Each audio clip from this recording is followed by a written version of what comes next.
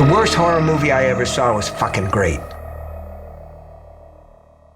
Hello and welcome to This May Hurt a Bit. My name is James Strayer and this is John C. Myers. And we are a horror franchise podcast discussing each film in popular and not so popular franchises.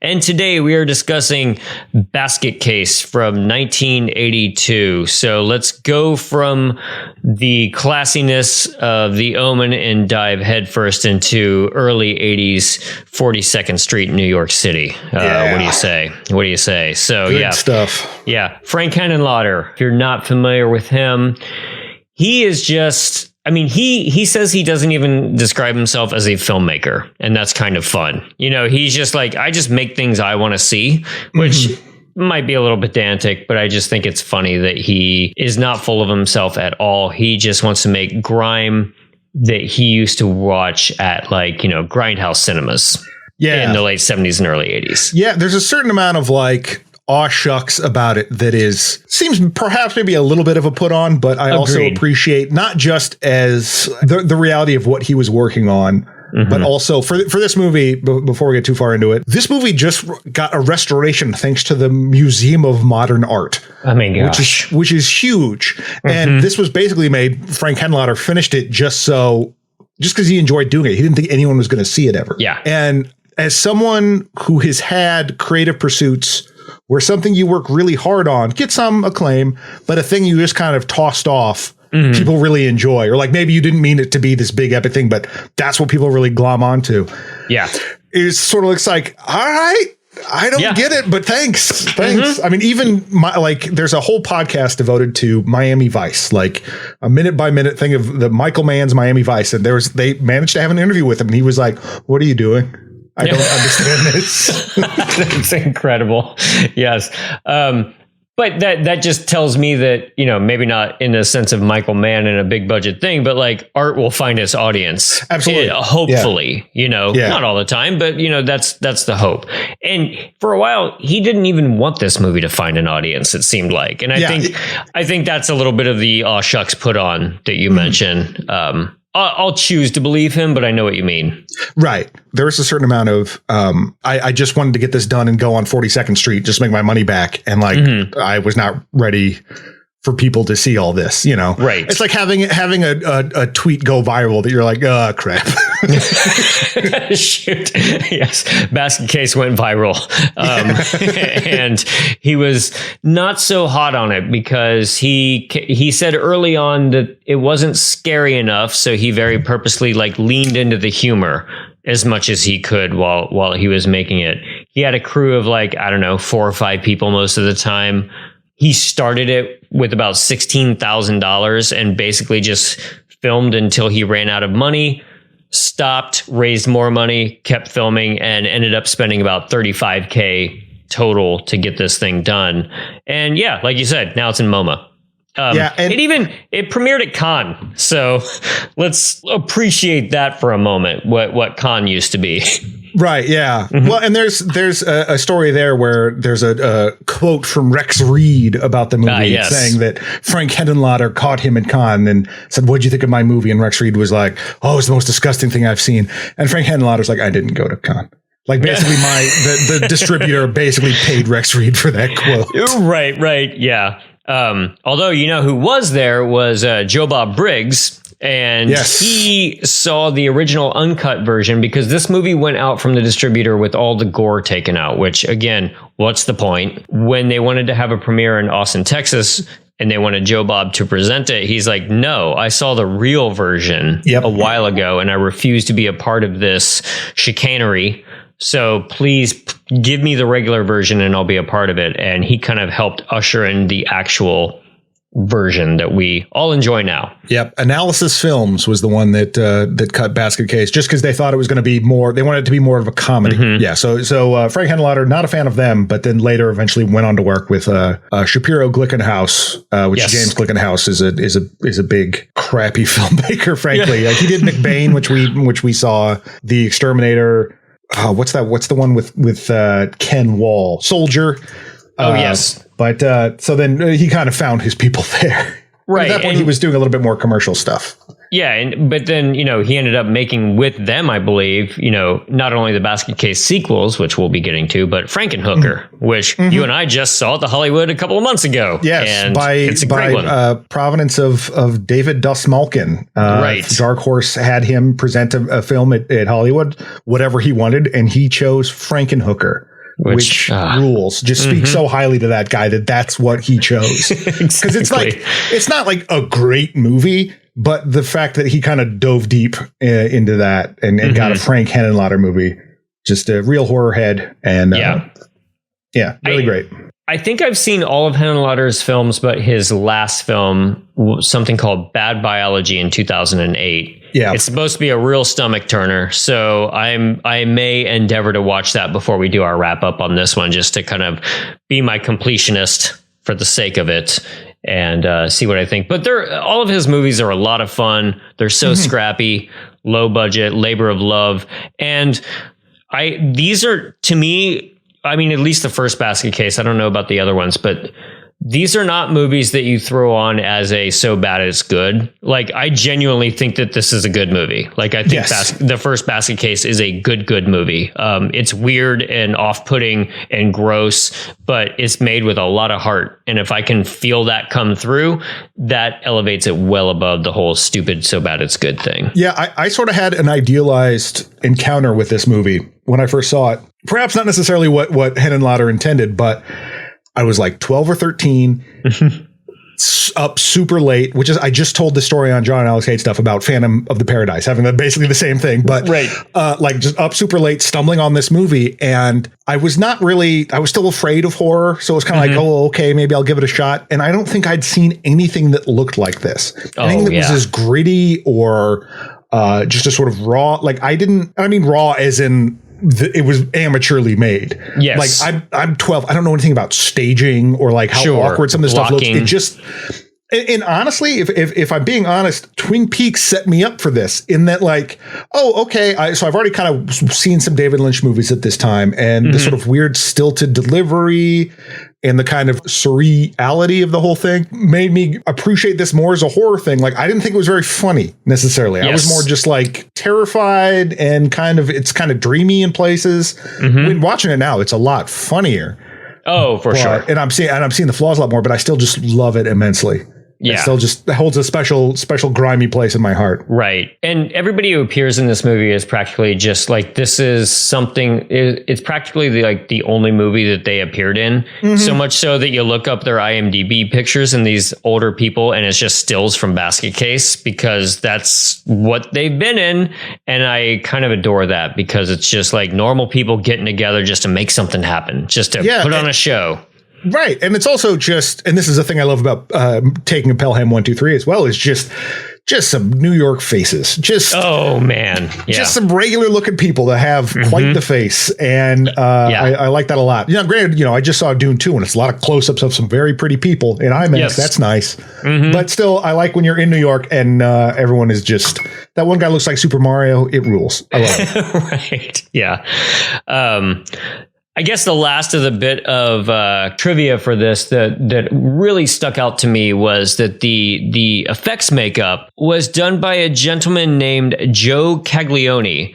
And this was one of his first movies, young guy doing it for the love, all that kind of thing. He's gone on to do the makeup effects for The Road, The Irishman, other big giant movies, but also The Dark Knight. Wow. And it said that I couldn't figure out necessarily, but I think he might have been responsible for the cut smile on Heath Ledger. Which, so, whether or not you like that interpretation of that character, there's no question that it was a major pop culture thing. Oh, sure. So just saying like, hey kids, volunteer on a low budget movie because you never where you're going to go. And I love that Basket Case to The Irishman. There's your through line. Yeah. And it's also, I think it's from a time that it's not ironic in any way. It's just this. It's either like I thought this would be funny, or Frank Henenlotter has said like I didn't have the money to make the script I wanted to make, so I kind of leaned into the gore of it, leaned into whatever, and that's fine. There's a certain amount of you could argue there's a certain amount of cynicism in that of just like, well, I'll get butts and seats this way or whatever. Yeah, but it doesn't have that kind of like winky. When I say winky, that sounds really gross. Yeah, it doesn't have that kind of like winky self-referential. Like I know it's just. Whatever's on the screen is pretty honest. And I enjoyed that a lot. I think that adds to it because there's some dumb stuff, but it's done very earnestly. Yeah. I mean, this is the puppet they went to war with. And I love the look of the puppet. I can't imagine going into the war. Like, can you imagine Belial being CG? It just doesn't work for that. Like having it be this. Frank Henenlotter did the stop motion without having any idea really how to do it of Belial. And kind of, it's like, yeah, it's pretty terrible. But again, for the way the whole vibe of this movie and just the gritty tone, I can't imagine it being another way. Yeah. He got so frustrated making that stop motion effects thing that he tossed the reel across his apartment and didn't pick it up for a couple of months because he was so embarrassed to look at it. That's truly my favorite scene in the film. I mean, I'm a sucker for low budget stop motion stuff, especially in monster movies. I absolutely adore it. So watching Belial run around and trash a hotel room, I can watch that on repeat. Like if I need to be cheered up, I just throw that on sometimes, it's wonderful. And he was kind of ashamed of it, but there's the genuine heart. Again, going back to this sort of Twin Peaks David Lynch thing, I think because the sound is so terrifying. Like his Belial screams are awful. They're they I love really them. Get to you, and I think that helps sell it a lot as well. Right. It really made me more afraid than the image itself was just those awful sounds he was making. Absolutely, it's like a desperate sounding cry. Like to me, he's not trying to intimidate. Like maybe he is, but like it also it sounds like desperation. Like he's in pain. It's scary but sad at the same time. Hard to do. All this talk of heart, it's just like, I wonder what him and Don Coscarelli could have come up with. I mean, Henenlotter is definitely grimier, but Coscarelli's got the same level of heart, do what you got to do type of approach. Yeah, I mean, he's said in multiple interviews. There's a bit with Sharon later where she's nude, and there's like, everyone was having fun on set with the naked girl until I wanted to cover her in blood, and then everyone was like, boo. Yeah, and it's like that's way more Frank Henenlotter than Don Coscarelli. Absolutely, yeah. What if you have a naked girl and Reggie's not allowed to see her? I don't know if I can get behind that. Reggie will have something to say for it. But yeah, I mean, we begin in this movie with just like dropping you right into 42nd Street, grimy New York, and it's just like he's not really portrayed as a yokel necessarily, but our guy Dwayne has never been to the big city before. He's just walking down the street with a big old wicker basket, and he just needs a place to stay. Goes into a hotel and pulls out a nice wad of cash. Henenlotter later said like that was the actual spending budget for the film that they used as a prop. I don't know why you would just have it in cash laying around on set the entire time, but whatever. Yeah. I also just like how it doesn't, and they may have, but it doesn't necessarily seem like anything is dressed up. You know what I mean? Like this isn't art directed to look grimy. It's just grimy enough. It's not this like super, like you might see now, like a Saw basement or anything like that. Sure. It is just, it seems like a real place that is awful. Overly lived in.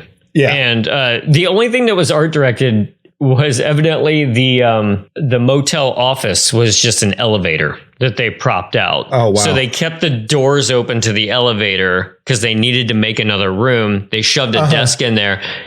I wouldn't have known that if I didn't read it. And that's wonderful. Just using the resources you've got. Dwayne gets a room to stay in. We're introduced to a couple of colorful characters that we may or may not see later in numerous, I just call them motel tenant scenes. It's almost kind of like your Greek chorus, if you will, or your angry villagers who kind of run around in a mob all together. But a lot of great, again, New York faces in those shots. But yeah, he gets situated and we don't see what's in the basket for the first 45 minutes or so. But for the sake of ease, we'll just call it Belial. You know, Right. spoiler alert, it is his twin brother who has been removed from his side that he carries around. And I don't know if you call him deformed. I don't know if you call him separated. Like, I don't know what the proper nomenclature is here. Well, and not to get too heady about it this early, but is it a brother? Because it's just a lump of flesh on his side. Sure. I got thinking about the some of the kills, and we'll get into it. I started thinking about the sort of sexual nature of some of the kills, which got me thinking about gender. And of course, Carol Clover's Men, Women, and Chainsaws, and the the particularly the slasher chapter in that, which is a fantastic book. Like I can't recommend that book enough just to give you this cool look at horror, make you think a little bit different about horror. Like what is Belial? Because he doesn't have any sex organs or anything like that. It's just a head with some arms coming out of the side. Spoiler alert, I guess. But so it's just interesting that it's I'm a dude. Right. Yeah. And he refers to him as his brother. Right, a few times, but it's just like, well, what else would you call him? I guess. And they form a relationship, I suppose, because it's not until they both are 12 years old before they're separated. So that's probably a long 12 years when you're a kid. Yeah, which sure. I mean, like they kind of totally. We'll get there when we get there, but like, will you wait until he was 12? Right. Angry dad, but okay. Sure. Yeah. Anyway, it becomes quickly news around the motel that he's got a wad of cash inside his motel room, and he basically decides that he needs to go out and get Belial some food. He goes out and gets him a whole sack full of cheeseburgers, and man, that looks like a great night in, if you know what I mean. Just home with some burgers. I'd be all right with that. He gets out a folder full of medical documents, and we don't know exactly what this is all about, but I really love just the simple fact that it's sprayed with blood. Yes. That tells you everything that you need to know, that like, well, these two are up to no good. Right. Yeah. I like when you're initially with Dwayne, the more mobile of the brothers, I guess we'll call him. There you go. Played by Kevin Van Hentenryck, who I really like in this. He's kind of like, aw shucks demeanor works pretty well for this. That there's that one guy who's like, smoke. I got joints and bags, nickels and dime bags, gold Columbia smoke. I got acid blotters, rainbows, window pane, speed downs, second off, volume, mescaline, THC.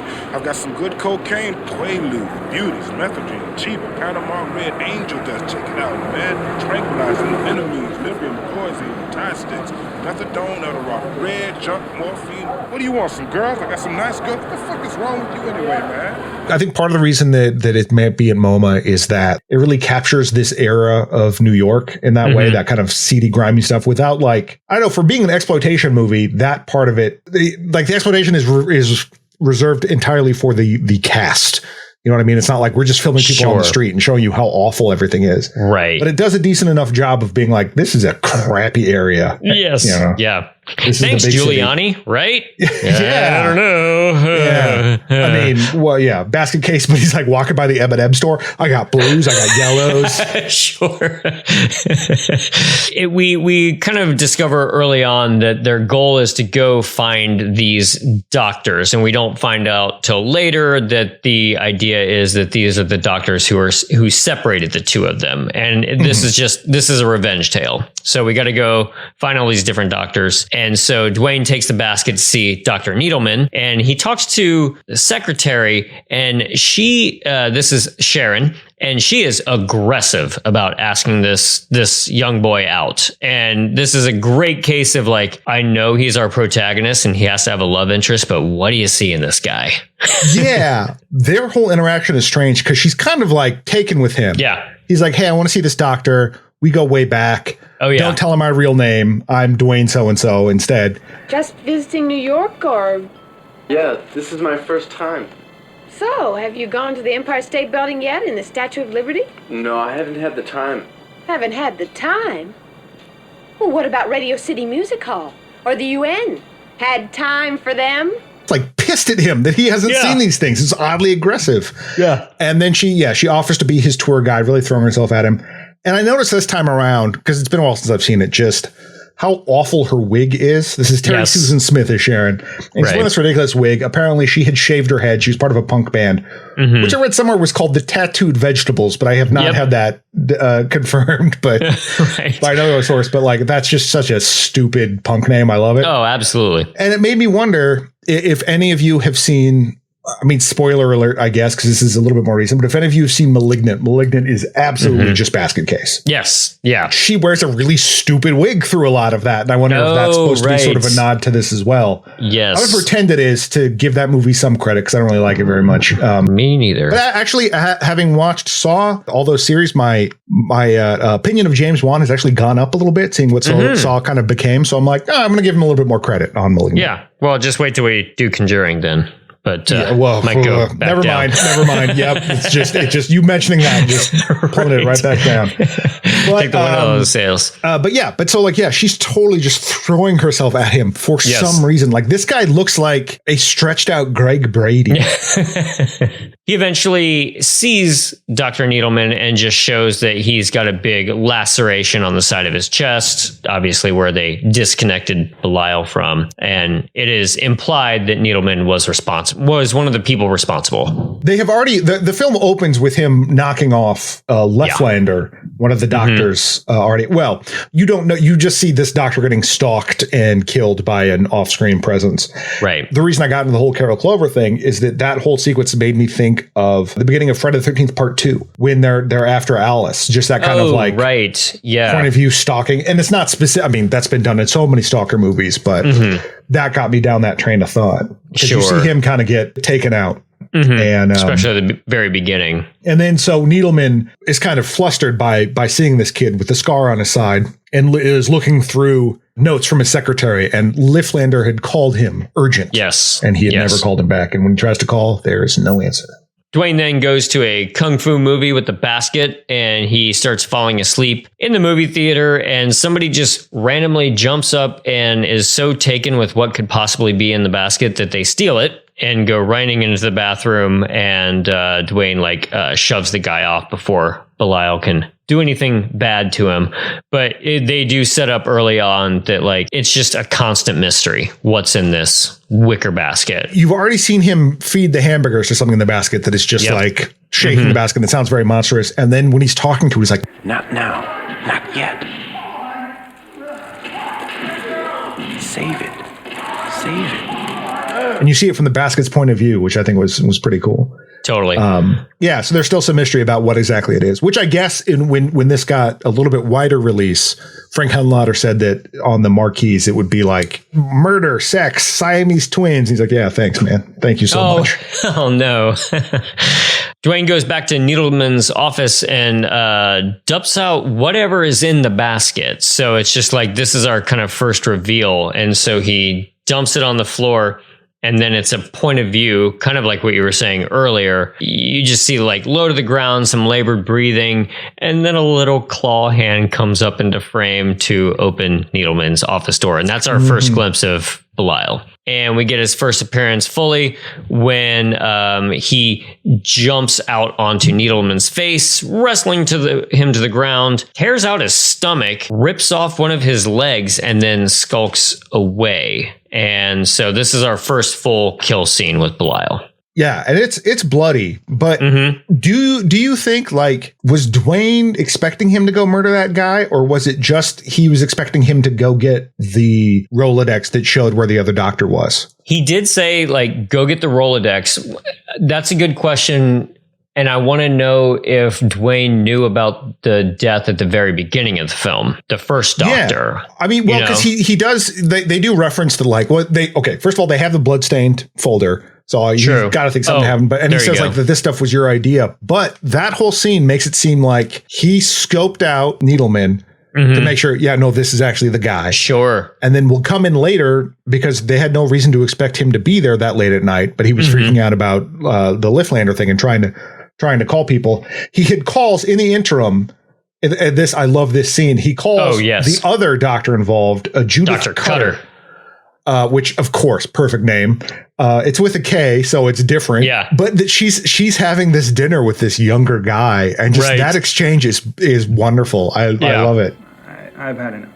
Nonsense. We're just beginning. Listen, if I have any more, I'm liable to. That's all right. I like you drunk. You're cute when you slobber. She's trying to seduce this younger guy while getting screamed at by another doctor. Yeah. So like when he sends him up there, because when Belial comes back, he's like, did you get the Rolodex? Not, is it done? Did you kill that guy? Sure. Yeah. But yeah. their psychic connection is, because they have a psychic connection, is kind of flimsy in terms of how it's explained. It's what it needs to be. So I don't know if he knows that or not. Yeah. Because when he finds out later, it doesn't seem like he's that surprised. Right. But I just wondered that during that scene. Yeah. I'm not sure if it's definitive. So back at the hotel, Dwayne drops off a package of hot dogs into the basket and then opens up a little portable TV that he got him as a gift. So, let's not skim over the hot dogs here, but it is just cute that he just dumps an entire package of raw hot dogs into the basket. Well, a couple of things. First of all, did you ever eat raw hot dogs when you were a kid? No. Okay. See, I did. It was it was like a regular thing.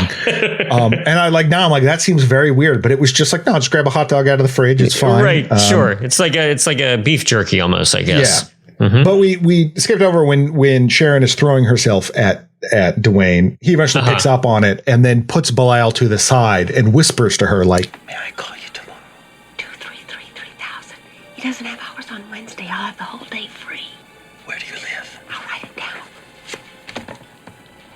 It's all the way downtown. Why are we whispering? I don't want him to hear. Who? The doctor? I'll see you later. he doesn't want Belial to know. So he's going to go meet Sharon, but he's like, oh, I'm just going to go do some recon, Belial. Mm-hmm. Enjoy this TV. And I love the visual gag of Belial going to turn the knob on the TV and just breaking it off. You're right. Because we've already seen Belial is very strong. Like when Dr. Needleman is looking for, he hears some noises when Belial is skulking around. And he finds a door that has been like punched in, basically. Yes. It's just like this big metal door that's off its hinges.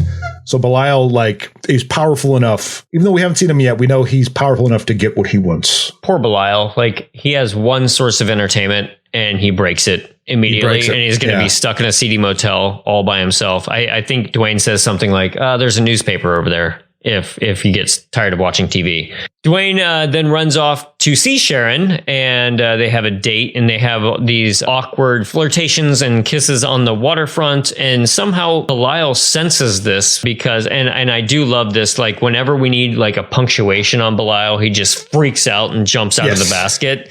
Love that. It's like a little Jack in the Box. I'm sure there's a million gifs of it online. Love that effect. And Belial is telepathically just, I guess you would just say jealous of the way Dwayne is spending his time. Yes. He doesn't want to be left behind. Here's where we're starting to get a little pathos of Dwayne wants to start living a regular life. He wants a girlfriend. He wants to be able to run around a city and he doesn't want to have to worry about Belial. So what does Belial do? This is where he stop motion runs around and wrecks the whole motel. Yeah, my favorite bit of this is that he's freaking out, thrashing around. People in the building are hearing him. They're all gathering in the hallway. And those interactions are all very funny. But where he like goes into the knapsack that Dwayne has. It makes a big thing of him pulling out the folder.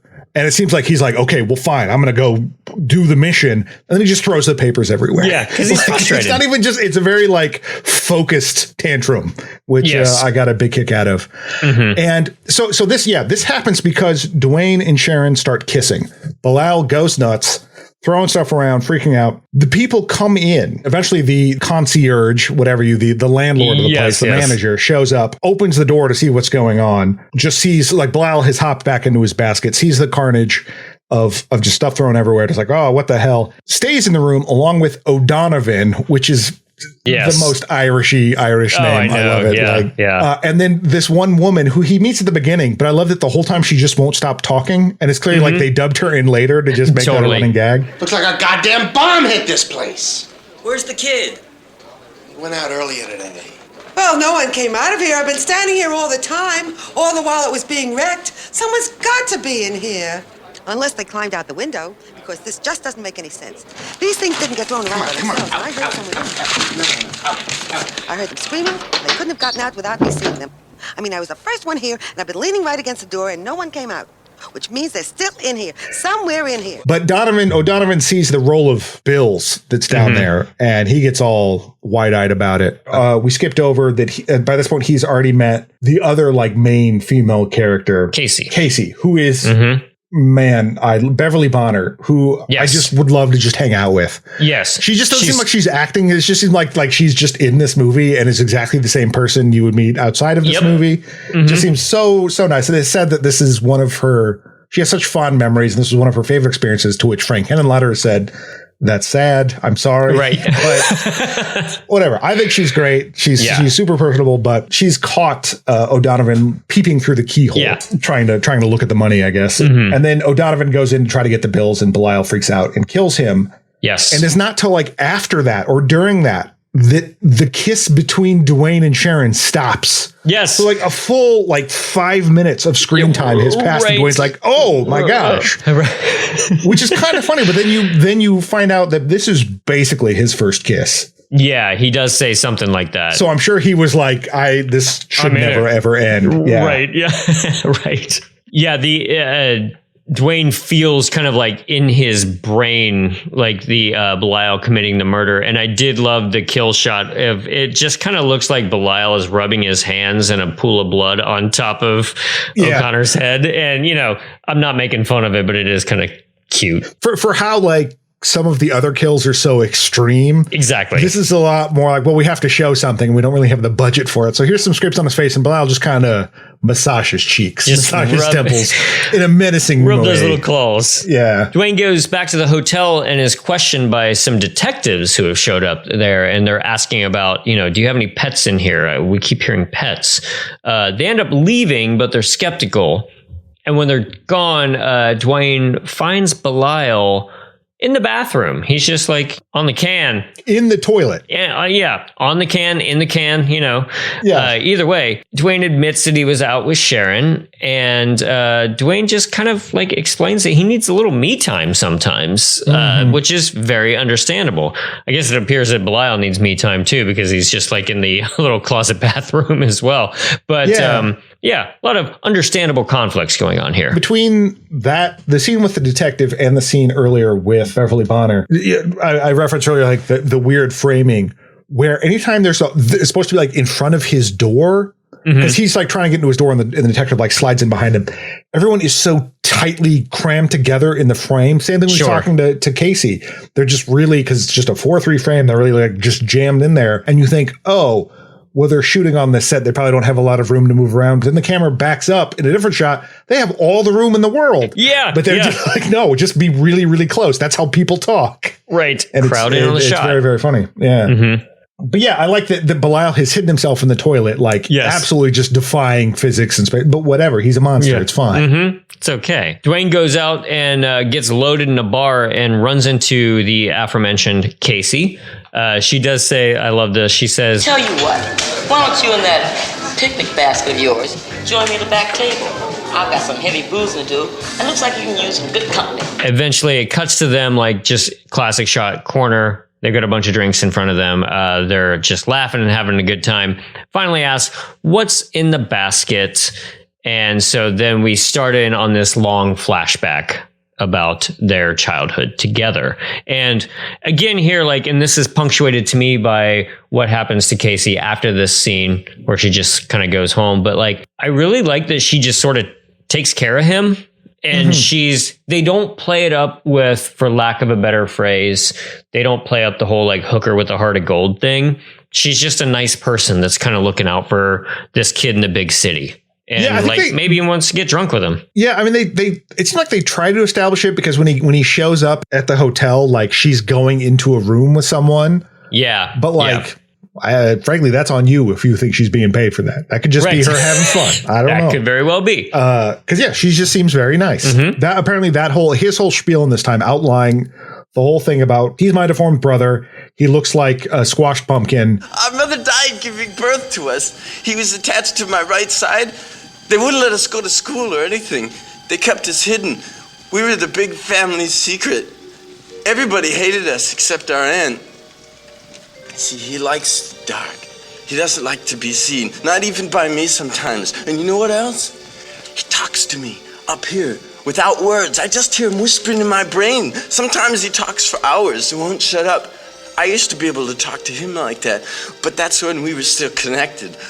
Our aunt said it was our special gift, but since we've been separated, I can't do it anymore, but he can still do it to me. In fact, he's even better at it now. He always knows what I'm thinking. This apparently was what Frank Henenlotter wrote down when he had the idea. He went over to like a Nathan's Hot Dogs and just started writing it on napkins. Ah, perfect. Which is just like, imagine finding those. I mean, I'm sure he took them with him, but just there like, you go. Yeah, it's 19 whatever, it's 1981 or 82, and you're seeing this insane scrawl. You're like, yeah, okay. I guess it's New York. You're a big city person. You're not worried about it. There you go. Yes, realize it's out, and then you get this huge long flashback, which just explains everything. Mm-hmm. When they were born, or when it was born, as his father refers to him as, killed his mother in the process, and his dad's like, I supposed to come up with two names, one name, it should be one name, murderer. Mm-hmm. I hate this thing. And it's not until then, like, it flash forwards to their aunt talking to like a social worker or something, and like, from the state, the state's they could be like, well, so this boy, and it's like, well, there's two of them, there's two children. Mm-hmm. And you finally get the reveal of Belial attached to his side. Yeah. And it's like, it's right on, his torso, Belial coming off. And then the aunt's all very cool with it. Yes. But the worker from the state is not. Mm-hmm. And then finally, the dad has called these doctors. He can't find anyone else to do it because they're convinced if they do this operation 12 years in, if they do this operation, it will kill this other thing, this other child, this deformed child, which the dad is like, it's not a child. I don't know what this thing is, but it's garbage. Get rid of it. I want my son to lead a normal life. And he finally finds these people that will perhaps do it. And so you see the operation. It's so good. The operation is great. Once they're separated, it seems like Belial is, the idea is that, Belial can't possibly live without him, but Belial still does. Mm-hmm. Dwayne goes and gets him, and then they're doing something in the basement that involves a lot of noise. And the dad comes in to check out. And for everything you've seen so far, it's Belial like savaging someone. Yes. So you think like, okay, well, this is the Belial's going to hop out and kill them. No, they have created some bizarre buzzsaw, totally pitchfork, like a table saw thing. Yeah, all this stuff like on a wagon. That's like it's like a saw trap, and it just it comes at him and cuts their dad, and he falls to one side, and then shows his legs, and his legs like fall in different directions. They had completely. Whereas the previous Doctor, they had bisected laterally. The other way. Daddy, they did vertically. Mm-hmm. Yeah, it's there is the shot where they grab Belial, who is just tossed in a trash bag and tossed in a trash can. You know, like that's all they do to him. And it's funny, like I was looking up a couple of articles on this film, and there's, someone actually wrote like a strange, like pro-life treatise on this movie of just like Belial is a human being. You can't just, murder him or get rid of him. He has thoughts and feelings, not really my point of view, but like it's was it written by Dwayne? Right. Sure. But it's just kind of amazing, like what you can kind of latch onto, which I'm sure that was not at all in Henenlotter's brain at the time, but it's kind of funny the arguments that you can make and have a different point of view on this. I mean, not to get into a whole thing, but he was 12 at that point. Yeah, right. You know what I mean? Like, so I am pro not killing 12-year-olds. I am absolutely on that side. The brave stance, and I will take it. Wrap myself in the American flag and say, do not kill 12-year-old children. Yes. Yeah. After all the flashbacks, we return to Dwayne and Casey going back to the room. Dwayne's pretty hammered, and Casey just like politely gets him in there. His hair just like really says Dwayne in this scene. It's just like that is some Dwayne hair. Now I am a gentleman of a bald persuasion. But like having that much hair to me seems like a hassle. That's a lot of. And I don't know if that's just like me being comfortable with my baldness, or it's just like, how do you have that much like curly hair? That just seems like a nightmare. Yeah. It's called being 22.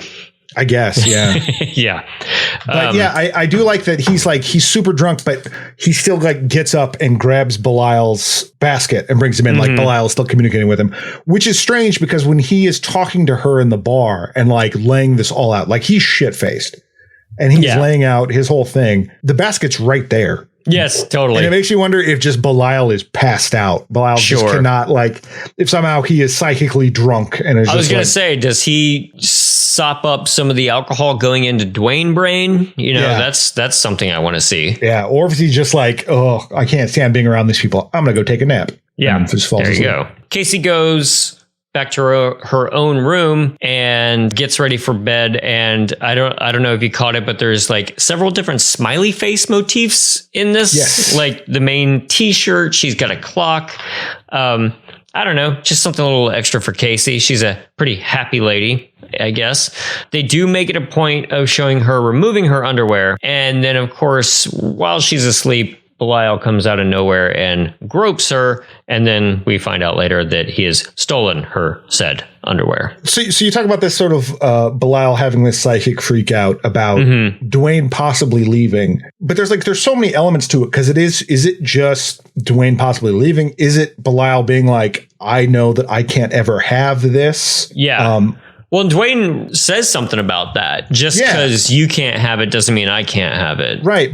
Or does that even like laser focused in? Is that something to like this Freudian penis envy almost of just like Belial being like, I don't have, like, I can kind of understand this. I don't have this. I'm just mad. Because I think you have part of the appeal of this, or if you want to talk about on a sort of like more critical level, is the duality between the two of them, and whether that be like man and his baser nature, whether you have that be this the id, if you will. The id of the ego.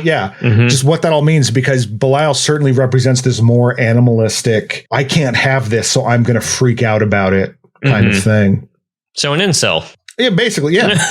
Right. But it's like, how do you be, and the later movies answer this, but how do you be incel when you can't even, when there's not even anything there? Because he's just, like I said, he's just like a head, arms, and some stuff. Like just some flesh around some it. Putty looking. Yeah, basically.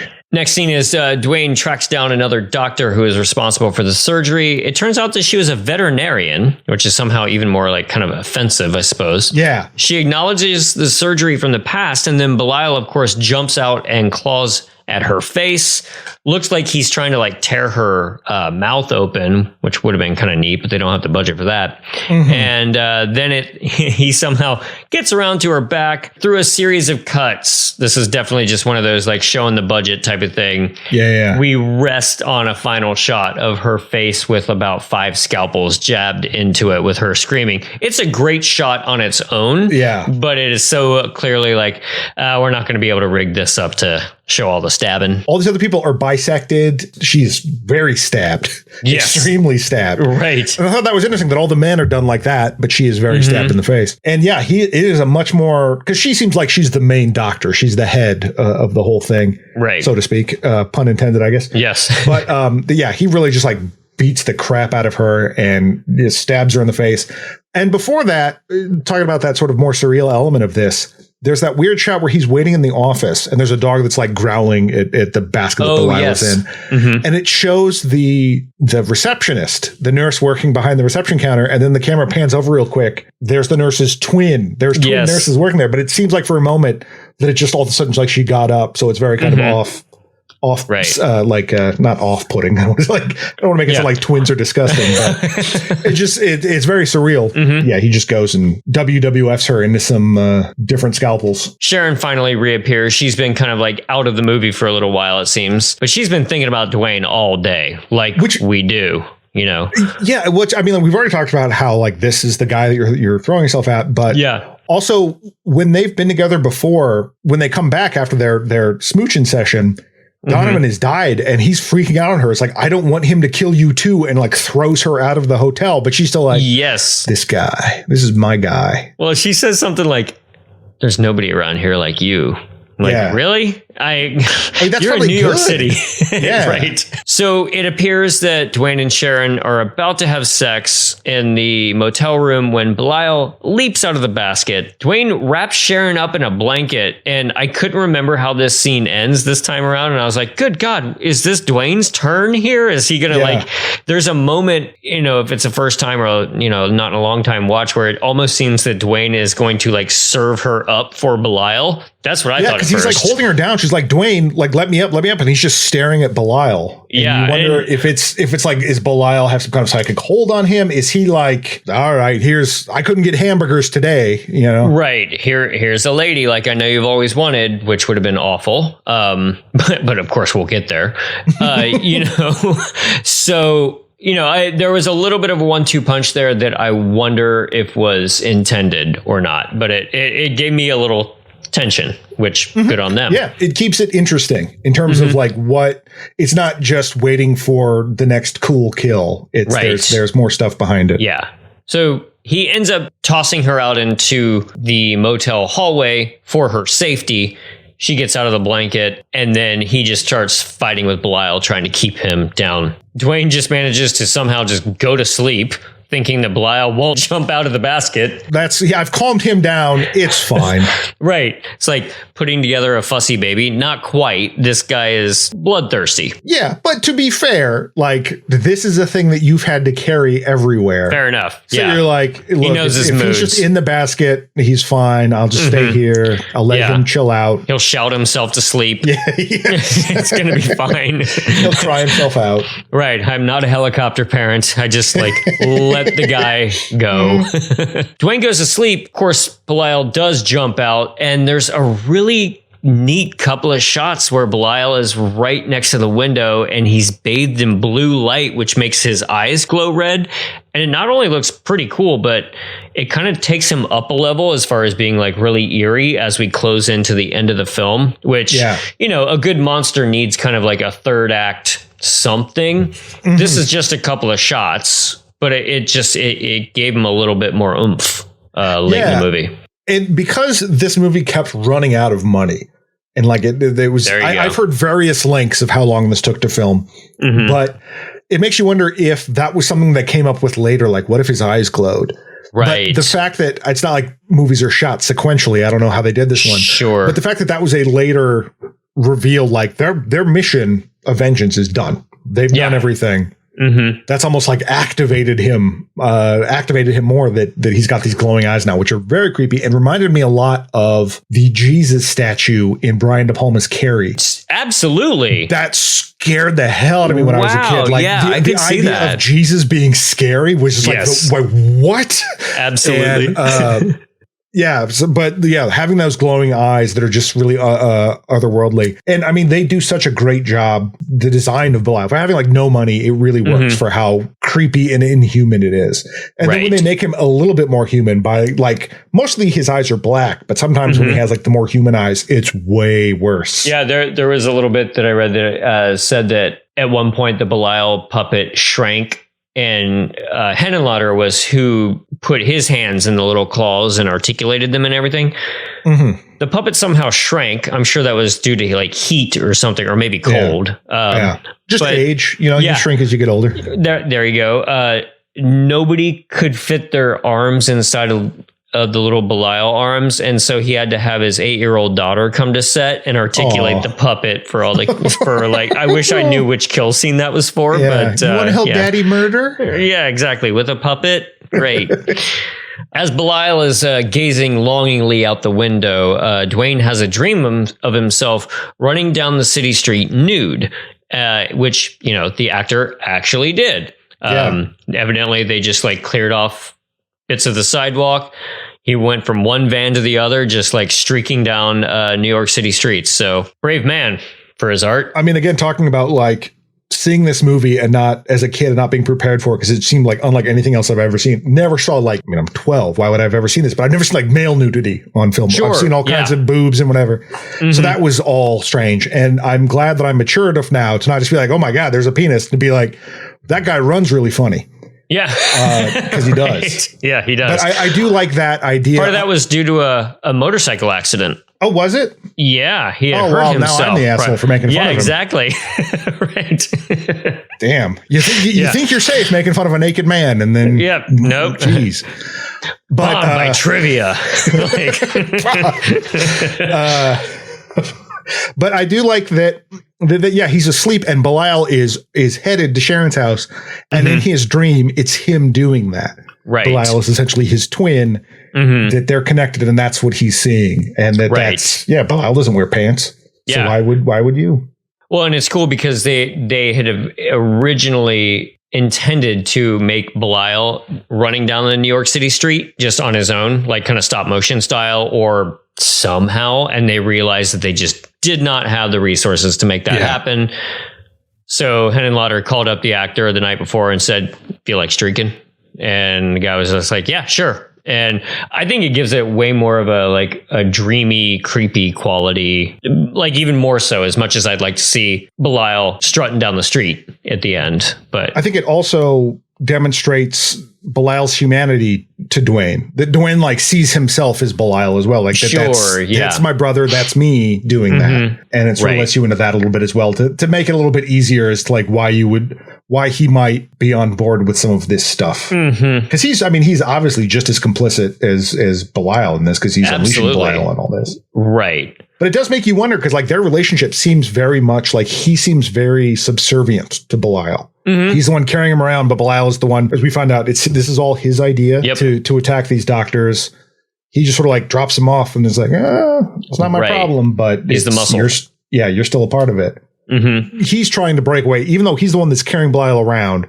He's the one trying to break away and still feels trapped from Belial, or by Belial, rather than the other way around. Belial makes it into Sharon's apartment, where he proceeds to grope her in her sleep. It's a favorite activity of his. Though suddenly Dwayne wakes up and is in his own bed and realizes that Belial is gone, and the dream image has been Belial the whole time, what we were just talking about. Belial proceeds to assault Sharon and then strangle her. Dwayne gets to her apartment just in time to find Belial humping her dead, bloody body.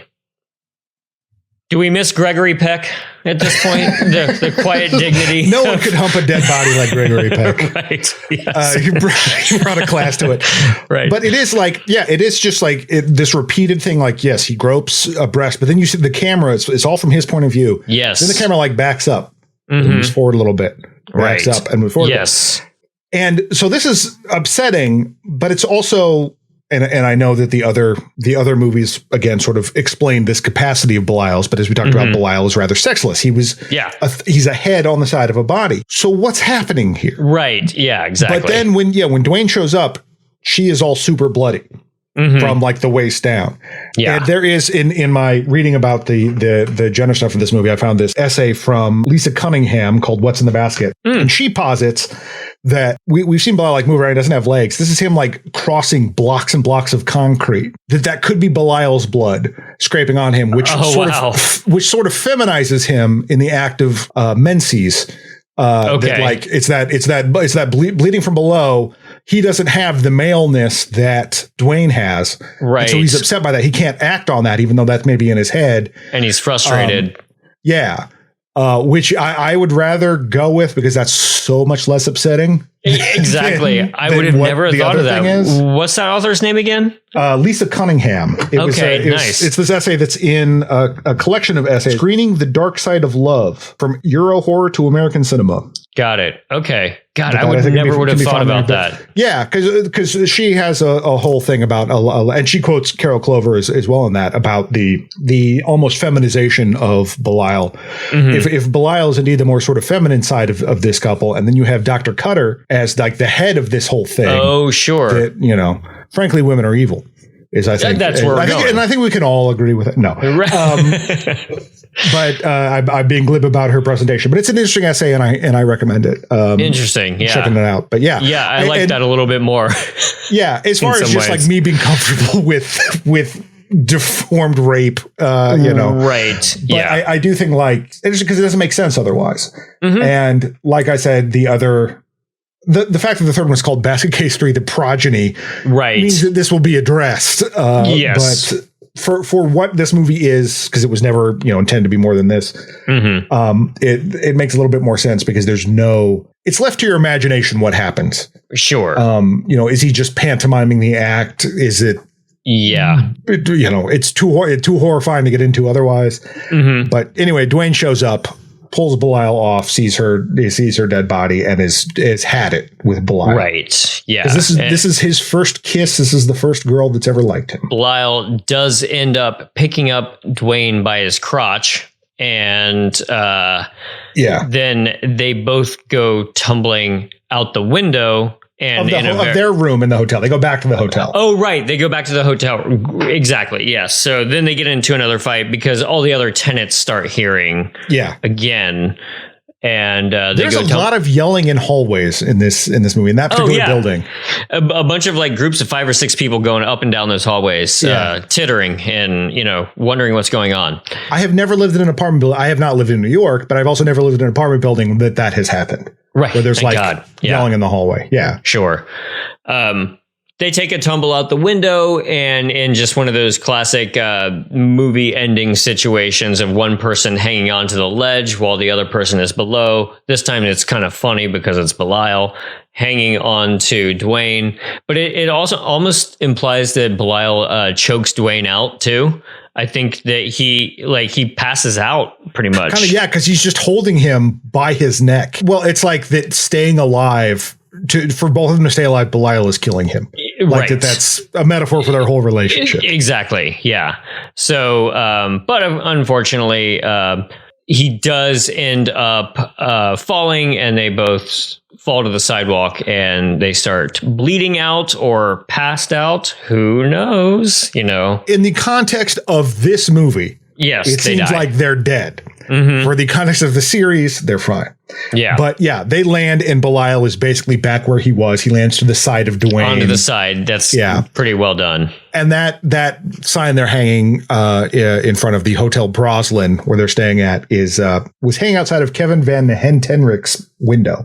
Basically, they just that's not a real place. They just sort of did that. And I would also like to say big shout out to hotelbroslin.com, which had a lot of information about a lot of Frank Henenlotter's movies, but is also for being not updated since the mid-90s. And I think that rules. Their interface is really shitty, and it's great. Huh. Well, I'll be in New York next week, so maybe that's where I'll need to stay. Yeah. Or at least make a little pilgrimage. Call Kevin Hentenrich, see if he can crash on his couch. Yeah, there you go. I'm sure he'd be down for it. I mean, it was filmed at this sort of like artist loft place. Yeah, because the bar scenes were shot at an S&M club. Yeah, the Ujis Nagalis on the 6th floor of 15 West 18th Street, New York City. Don't know what it is now, but that was nice. That's where they filmed the interior sets. All right. Well, let's honor our dead. Dr. Julius Lifflander, played by Bill Freeman, face ripped apart by Belial. Dr. Harold Needleman, played by Lloyd Pace, sawed in half by Belial. Brian Mickey O'Donovan, played by Joe Clark, mauled by Belial. Dr. Judith Cutter, played by Diane Brown, stabbed in the face with multiple scalpels. Sharon, played by Terry Susan Smith, strangled by Belial.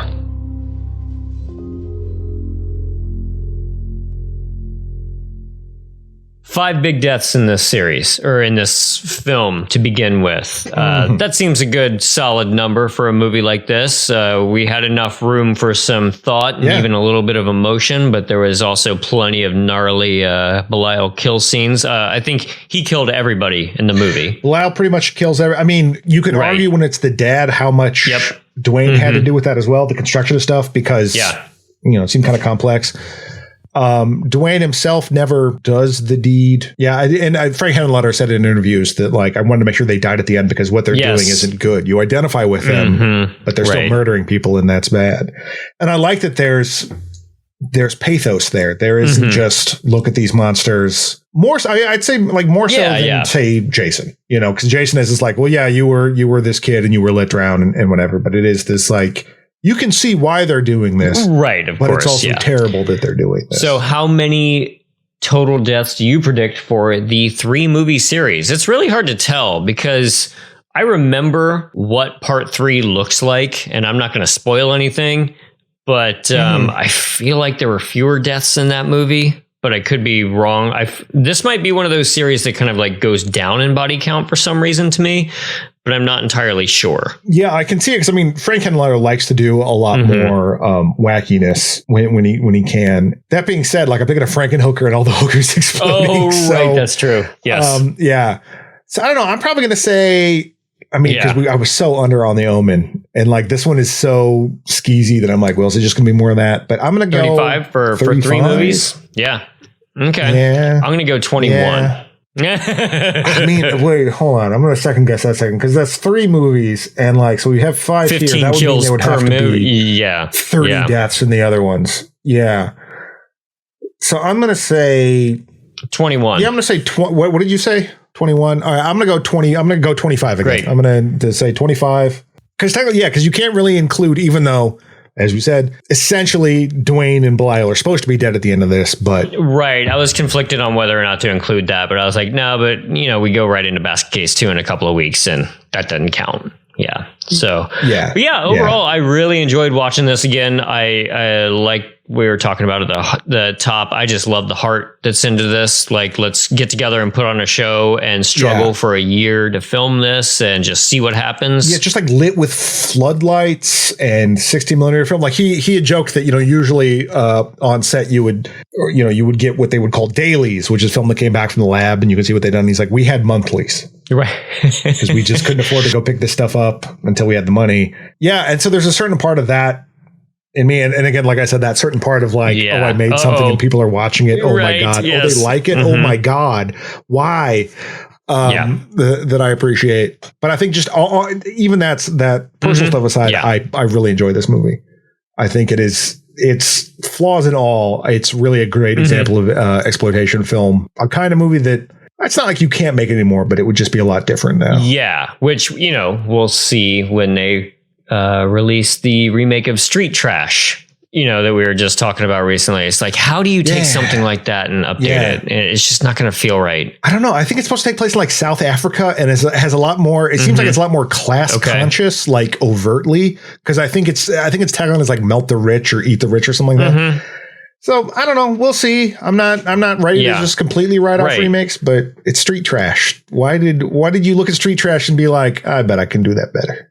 Right. It's just remaking something that is just so of a time and of a grime. Yeah. And just like, I don't know how you hope to re-show that or recapture that. Yeah, there's also like a certain amount of, and maybe it's just my own cynicism as I get older, where it's I would much rather you basically remake Street Trash but call it something else. You know what I mean? Rather than just like, no, we're just cashing in on the name. And it's not like these horror movies weren't cynical in their own ways. Yeah. All right. Well, in a couple of weeks we will watch Basket Case 2. Once again, if you don't have these on physical media, which of course we always champion over here, I do believe they're on Tubi. So check those out for free with a couple of ads in there somewhere. And but the Arrow Blu-ray of this is particularly great. Highly recommended. If you're just kind of scrambling around and you're like, I want to keep up, they're on Tubi. And if you like these, then definitely pick up the Blu-ray copies of it. But Basket Case 2 and then 3. So it's a shorty this time. So thanks for joining us, and let us know if you're going to watch along. And especially if you've never seen this before, I'd love to hear from people who have never seen it before and what your impression of this artifact was, if you enjoyed it or not. Because I think this is like the grimiest movie we've done. I think so. Like this is the lowest budget, most grindhousey kind of movie. I really, and I love it all. I love the high budget. I love this kind of stuff. So let's embrace all of it. So let us know what you think. You can find us on Instagram at This May Hurt a Bit Pod, Hurt a Bit Pod on YouTube, and you can email us at thismayhurtabitpod@gmail.com. So we will see you next time for Basket Case 2. Good night. This has been a Caretaker Press production. It was produced by James Strayer and edited by John C. Myers. Logo by Ethan Kimberling and music by Michael Arthur Holloway, who you can find on Bandcamp. Follow us on Instagram at thismayhurtabitpod and email us at thismayhurtabitpod@gmail.com. Give us a 5-star review over on your favorite podcast app, and we'll see you next time.